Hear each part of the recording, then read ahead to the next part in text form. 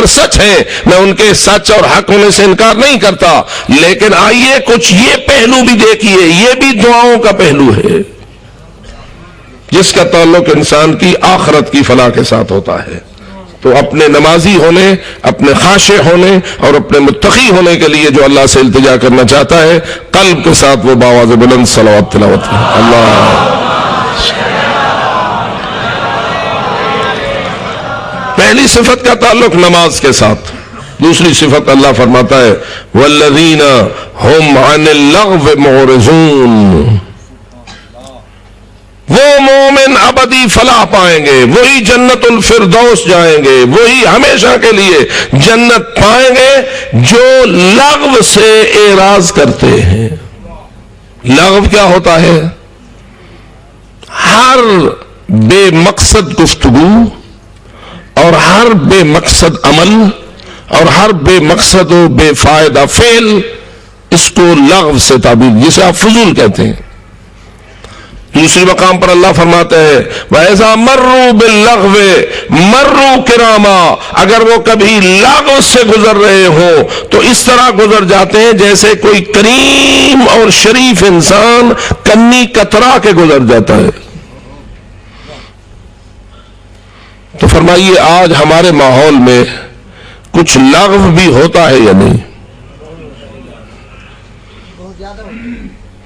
ہم نے تو لغو کی مشینیں اپنے گھر میں رکھی ہوئی ہیں، جس کو آج کل کے الفاظ میں ٹی وی سے یاد کیا جاتا ہے۔ ٹی وی پر جو کچھ رونما ہوتا ہے، جن کے قبضے میں ہے وہ اسٹوڈیو کا مرکز جہاں سے یہ سب کچھ نشر ہوتا ہے، وہاں بیٹھنے والے لوگ کتنے لغو ہیں اور کتنے حقیقت۔ کیا خیال ہے شریعت نے جس بات کو گناہ قرار دیا ہے وہ لغو ہوگا یا نہیں؟ کیسا ہو سکتا ہے کہ شریعت ایک اچھی اور حکیمانہ بات کو اور حکیمانہ عمل کو لغو کہہ کر اس کو گناہ قرار دے دے؟ اسی لیے مفسرین نے یہی کہا ہر گناہ لغو ہے اور ہر غنا لغو ہے، گانا بجانا لغو ہے۔ یہ آج کا امتحان پہلے سے سخت ہے۔ کسی زمانے میں ایسا ہوتا تھا اگر کوئی گانا سننے سے محبت بھی رکھتا تھا تو اسے وہاں جانا پڑتا تھا جہاں گانے والے یا والیاں موجود ہوتی تھیں، اور وہاں جانے کے لیے بھی اسے اپنی شرافت کو قتل کرنا پڑتا تھا۔ ان محلوں میں جانا شریفوں کا کام نہیں ہوتا تھا، اور نتیجتاً شرفاء بچ جاتے تھے اس لغوی حرکت سے۔ لیکن آج مشینیں ہی ایسی ایجاد ہو گئی ہیں کہ گانے والی مر گئی اور اس کا گانا آج تک موجود ہے، اس کا رقص موجود ہے، اس کی بےہودگی موجود ہے، اس کی بے حیائی موجود ہے۔ نوجوانوں کے حیا کی قاتلہ آج تک اپنے قتل سمیت موجود ہے، بدن اس کا خاک میں خاک ہو گیا ہے، لیکن اس کا گناہ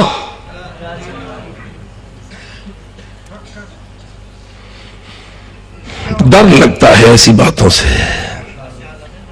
توجہ رکھو میرے دوستو، جھوٹ لغو ہے۔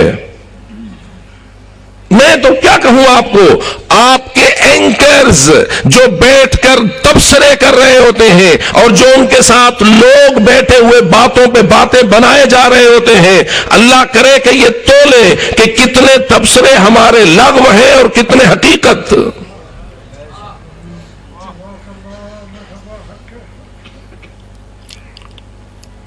اور مومن جو لغو سے منہ پھیرے گا وہ فلاح پائے گا۔ اس لیے میرے محترم دوستوں، میں اس سے زیادہ تفصیل میں نہ جاؤں تو بہتر ہے۔ بہت ساری باتیں لغو ہیں، بہت ساری حرکتیں لغو ہیں، بہت سارے مناظر لغو ہیں۔ ہمیں اپنے مقام پر اس چیز کا جائزہ لینا چاہیے کہ ہمارے معاشرے میں کتنی لغویات رواج پا چکی ہیں اور ہمیں ان سے بچنے کے لیے کیا کوشش کرنا چاہیے۔ یہ جو کچھ سینما میں ہوتا ہے یہ عبادت ہوتا ہے یا لغو ہوتا ہے؟ بڑے بڑے لوگ وہ مر گئے جو کہہ گئے موسیقی روح کی غذا ہے، جبکہ حدیث نے کہا الغنا رقیۃ الزنا، غنا اور موسیقی زنا کی سیڑھی ہے۔ معصوم فرماتے ہیں ایک چیز زنا کی سیڑھی ہے، دوسری طرف سے ایک بہت بڑی شخصیت کہتی ہے وہ روح کی غذا ہے۔ مجھے سمجھ نہیں آتی کہیں وہ روح اس کو تو نہیں کہہ رہا جسے قرآن نفس امارہ بالسوء کہتا ہے؟ کیا قرآن نے کہا یا نہیں وما ابرئ نفسی ان النفس لامارۃ بالسوء، میں اپنے نفس کو آزاد نہیں چھوڑ سکتا کہ یہ امارہ بالسوء ہے، اکثر برائیوں کا حکم دیتا ہے۔ ہم نے کبھی اپنا جائزہ لیا ہمارا نفس زیادہ میلان نیکیوں کی طرف رکھتا ہے یا برائیوں کی طرف؟ ہمارے لیے برائی کرنا آسان ہے یا نیکی کرنا آسان ہے؟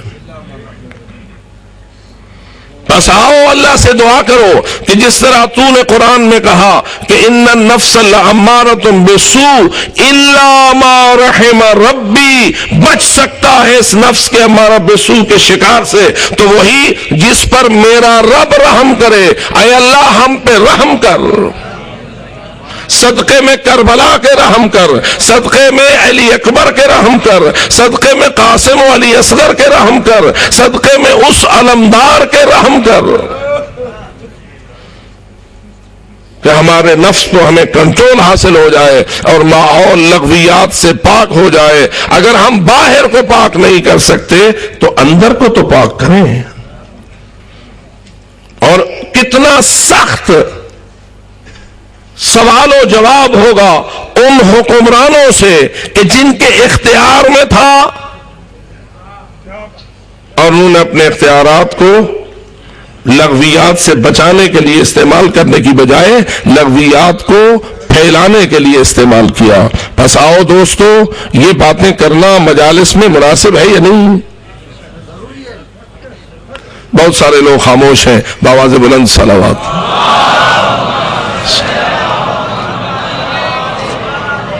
اور پھر مجھے معاف کیجئے گا، میں نہیں کچھ کہہ رہا، میری ذمہ داری ہے کہ وہی کچھ کہوں جو قرآن کہتا ہے۔ اور میں کبھی دیکھتا ہوں کچھ لوگ ہم پہ تبصرہ کرتے ہیں مولوی صاحب نے سنڈا سخت پڑھے، مولوی صاحب نے آج یہ سخت گال کر چھوڑی ہے۔ میرے عزیز اگر تو میں نے اپنے طور پر کی ہو پھر میں اس کا ذمہ دار ہوں، لیکن اگر قرآن وہی کچھ کہہ رہا ہو تو تیرا تیر قرآن پہ چلے نا، مولوی پہ کیوں چلتا ہے؟ ہاں یہ بات آسان ہے، مولوی کو تیر مارنا آسان ہے، قرآن کو تیر کا نشانہ بنانا ذرا مشکل ہے۔ ورنہ اصل حقیقت یہی ہے، یہ میں قرآن کی آیت پڑھ رہا ہوں یعنی کہ ہم عن اللغو معرضون والذین هم عن اللغو معرضون، جو لغویات سے اعراض کریں وہ قد افلح المؤمنون ہے۔ کس قدر اللہ نے ہم پر رحم کیا ہے کہ ہمیں ذکر کربلا جیسی عبادت عطا فرمائی ہے، ذکر شہداء کربلا جیسی عبادت عطا فرمائی ہے، علی اکبر جیسے جوانوں کا ذکر ہمیں عطا فرمایا ہے، عباس جیسے جوانوں کا ذکر ہمیں عطا فرمایا ہے۔ کتنے عظیم ہے ابو الفضل العباس،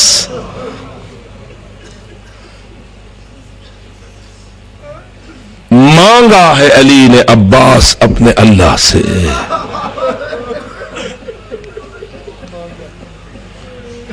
یہی کہوں نا، کس نے مانگا ہے؟ مولا علی نے مانگا ہے۔ اس وقت جب کہا اے میرے بھائی عقیل میں چاہتا ہوں مجھے ایک شادی کے لیے مشورہ دو، کس خاندان کی کس خاتون سے میں شادی کروں جس کے نتیجے میں اللہ مجھے چند ایسے بیٹے عطا فرمائے کہ جو بیٹے شجاعت میں میرے وارث ہو۔ بس حضرت عقیل نے مشورہ دیا، کتنا نیک بخت ہے وہ خاندان جس میں پلی ہے وہ جو بن گئی ام البنین۔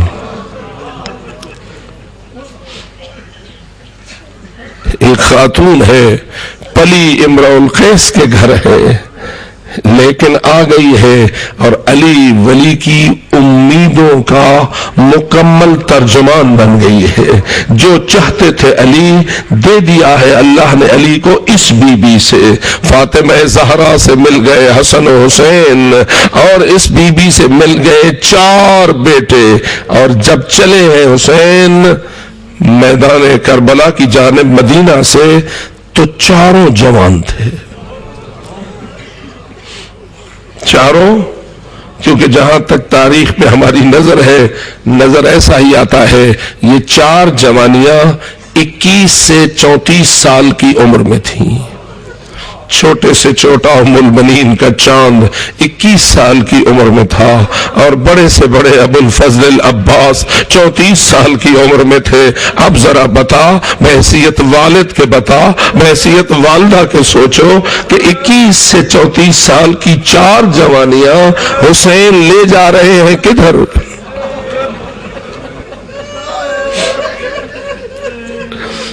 کدھر جا رہی ہے یہ 4 جوانیاں؟ کیسے اجازت دے رہی ہے ماں؟ مائیں تو اپنے جوانوں کو حج پر بھیجتے ہوئے بھی رونے لگ جاتی ہیں، کسی اور عبادت کی طرف جاتے ہوئے بھی دیکھ کر رونے لگ جاتی ہیں۔ خیر نال ونجے تے خیر نال ولے، جتھا پیر ہوئی اتھائی خیر ہوئی، یہ ہماری بزرگ بیویوں کی دعائیں ہوتی ہیں۔ ذرا دیکھ ام البنین نے ان 4 جوانیوں کو حسین مولا کے حوالے کیسے کیا ہے۔ خود مدینے میں موجود ہے، 4 جوان بیٹے میدان کربلا کی طرف جا رہے ہیں، اور وہ وقت پھر کتنا سخت ہوگا جب عباس نے اپنی شہادت کی اجازت مانگنے سے پہلے اپنے ان 3 ماں جائے بھائیوں کو ایک ایک کر کے مقتل کی طرف بھیجا، یہ کہہ کے کہ میرا دل چاہتا ہے پہلے میں تمہاری لاشوں کو دیکھوں، تمہاری شہادت کے منظر کو دیکھوں، اپنے دل کو تمہارے اس مصیبت کے زخم سے زخمی کروں، اور پھر میں خود راہ حق کی طرف جاؤں۔ عزادارو، ایک گیا اس کا جنازہ اٹھا لائے، دوسرا گیا اس کا لاشا اٹھا لائے، تیسرا گیا اس کا لاشا اٹھا لائے۔ جب 3 جوان بھائی ایک صف میں جنازے پڑے تھے، اس وقت ابو الفضل العباس بارگاہ امامت میں حاضر ہوئے اور کہا مولا لقد سئمت من الحیات، اب میرا دل زندگی سے تنگ پڑ چکا ہوا،